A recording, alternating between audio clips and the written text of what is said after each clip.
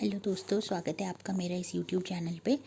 आज हम क्लास 8 का चैप्टर नंबर 9 कबीर की साखियों का प्रश्न उत्तर करेंगे, जो कि बहुत ही एक इंटरेस्टिंग चैप्टर है, जिसके एक्सप्लेनेशन को हम नेक्स्ट वीडियो में लाएंगे। अभी हम सिर्फ क्वेश्चन आंसर यानी कि प्रश्न उत्तर को सॉल्व करते हैं और समझते हैं। उसी से आपको आधा से ज़्यादा चैप्टर जो है वो क्लियर हो जाएगा।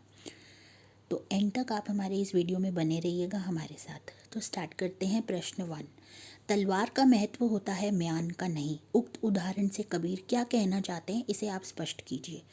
तो यहाँ पर जो है वो कबीर ये कहना चाहते हैं कि तलवार का महत्व होता है, म्यान का नहीं। इसका मतलब होता है कि असली चीज़ की जो है हमें हमेशा कदर करनी चाहिए।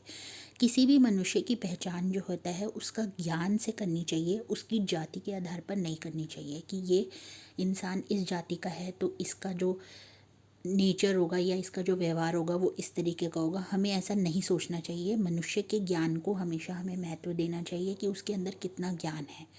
इसलिए तलवार का महत्व जो होता है वो तलवार की धार से पता चलता है, उसके म्यान से नहीं, यानी कि उसके कवर से पता नहीं चलता कि वो कैसा है। अगला प्रश्न है कि पाठ की जो तीसरी साखी है, जिसकी एक पंक्ति है, मनुआ तो दहु दिसी फिरे यह तो सुमिरन नाहि के द्वारा कबीर क्या कहना चाहते हैं।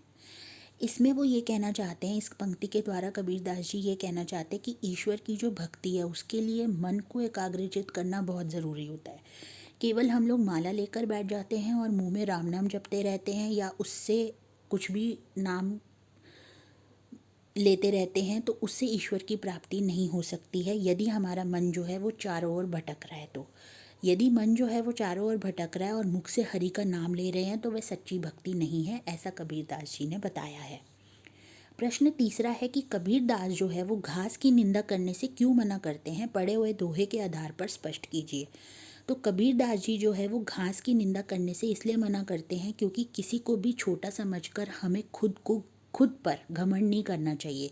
सामने वाले को कभी भी हमें कमज़ोर नहीं समझना चाहिए। हमें हमेशा यही समझना चाहिए कि हमें अगर किसी बात की नॉलेज है या फिर हमें किसी बात का अनुभव है तो सामने वाले को भी उस चीज़ का ज्ञान हो सकता है। हमें किसी को भी अपने से कम नहीं समझना चाहिए। तो कबीर दास जी यहाँ पर ये कहते हैं कि यदि उसी घास का एक तिनका भी उड़कर हमारी आँख में चला जाए तो हमें बहुत कष्ट होता है। तो इससे ये पता चलता है कि कोई भी चीज़ छोटी नहीं होती या फिर कोई भी इंसान छोटा नहीं होता। हमें किसी को भी अपने से कम नहीं समझना चाहिए और ना ही अपना घमंड सामने वाले को दिखाना चाहिए। प्रश्न 4 है कि मनुष्य के व्यवहार में ही दूसरों को विरोधी बना लेने दोष होते हैं, यह भावार्थ किस दोहे से व्यक्त होता है। तो मनुष्य के व्यवहार में ही दूसरों को विरोधी बना लेने वाले दोष होते हैं, यह भावार्थ जो है वो कबीर दास जी की इस पंक्ति से व्यक्त होता है कि जग में बैरी कोई नहीं, जो मन शीतल होए, या आपा को डारी दे, दया करे सब कोय।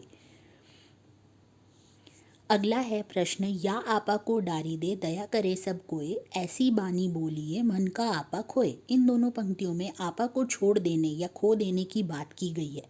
तो आपा किस अर्थ में प्रयुक्त हुआ है? क्या आपा स्वार्थ के निकट का अर्थ देता है या घमंड का? तो ये जो आपा शब्द का इस्तेमाल किया गया है इसका मतलब होता है घमंड। घमंड के कारण ही मनुष्य दूसरों को खुद से छोटा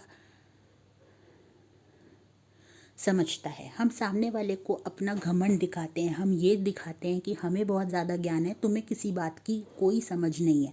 तो इस चीज़ से कभी भी आप ऊपर नहीं उठ सकते हैं। कभी भी आप इस चीज़ को लेकर अहंकार जो आपके अंदर होता है उससे आप कभी भी ज़िंदगी में आगे नहीं बढ़ सकते।